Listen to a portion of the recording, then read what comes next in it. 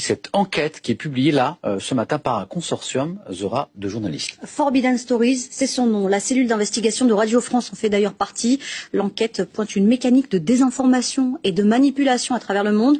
Plusieurs médias auraient été influencés, parmi eux en France, la chaîne d'information BFM TV. Et on va aller plus loin sur cette info, Zora, avec nous en direct depuis Radio France, justement, Frédéric Mettezo, correspondant de France Info au Moyen-Orient et qui a participé à cette enquête. Bonjour Frédéric.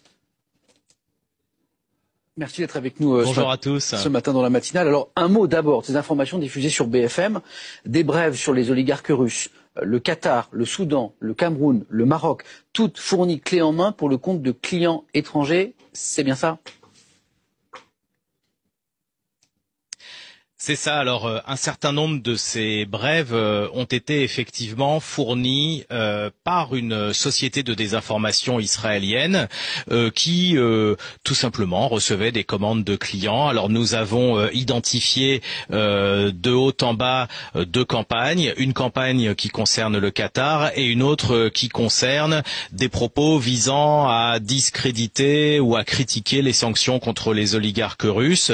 Et donc, très facilement, ces clients s'adressent à cette officine, à cette structure de désinformation qui ensuite se charge de la faire passer sur les réseaux sociaux, notamment Twitter et Facebook, mais aussi, dans le cas présent, en France, via un journaliste de BFM TV qui a été activé via un intermédiaire français. On va parler de cette structure israélienne que vous évoquez un instant. Juste un mot de ce qui s'est passé sur l'antenne de nos confrères de BFM. Comment expliquer que ces informations, cette désinformation ait pu arriver à l'antenne de BFM? Il n'y a pas eu de contrôle, il n'y a pas eu de validation par la hiérarchie? Alors d'abord, il faut savoir que c'est moi qui ai prévenu la direction de BFM TV qu'il y avait ces vidéos douteuses. Je les avais identifiées via l'officine israélienne que nous avons infiltrée. Je les ai aussi vues sur plusieurs réseaux sociaux et sur plusieurs sites internet. Il fallait ensuite s'assurer que c'était bien des vidéos qui étaient passées à l'antenne.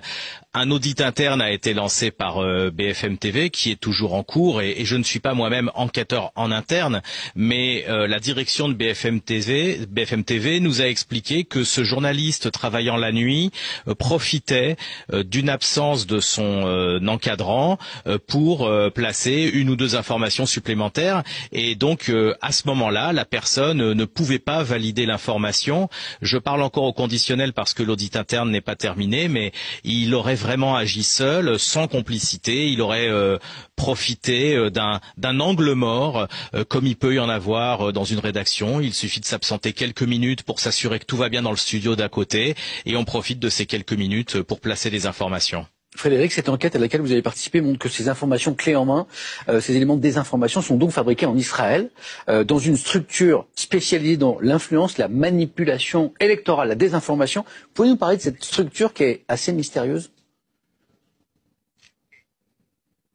Elle est tellement mystérieuse qu'elle n'a pas de nom. Quand vous voyez leur bureau, il n'y a aucune étiquette sur la porte ou sur la boîte à lettres. Et tous les gens qui vous parlent vous donnent des pseudos. Par exemple, celui qui apparaît comme le chef se fait appeler Jorge, Georges en espagnol, mais en fait il s'appelle Talhanan. Donc vous voyez, il y a chez ces gens une culture du secret et du mystère, et c'est un peu compréhensible. Ce sont soit des anciens de l'armée israélienne, soit des anciens des services de renseignement. Et vous savez, nous savons tous que les services de renseignement israéliens sont ultra pointu, ultra efficace et aussi ultra discret. Donc c'est une société qui n'a pas d'existence légale. Il y a un petit noyau dur qui est spécialisé dans l'influence, notamment l'influence en ligne, et il dispose pour cela d'outils technologiques absolument fantastiques, d'une efficacité redoutable pour fabriquer des faux profils Twitter ou Facebook, et même les ingénieurs de Facebook n'y ont vu que du feu. Cette société est d'ailleurs tellement mystérieuse que, avec deux journalistes israéliens, Gourmet Guido de The Marker et Omer Ben Jacob de Haaretz, nous avons dû les infiltrer en micro caché, parce que vous savez, quand les gens font des choses illégales, vous n'arrivez pas avec une carte de presse en vous présentant et en donnant votre carte de visite. Donc, au nom de l'information du grand public, nous avons dû procéder ainsi.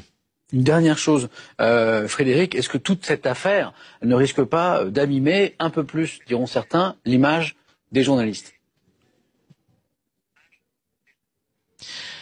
Il y a l'image d'un journaliste qui est en cause. Moi, je suis comme vous, je suis journaliste, je connais énormément de journalistes à France Info, à BFM TV, dans la presse écrite, à la radio, partout.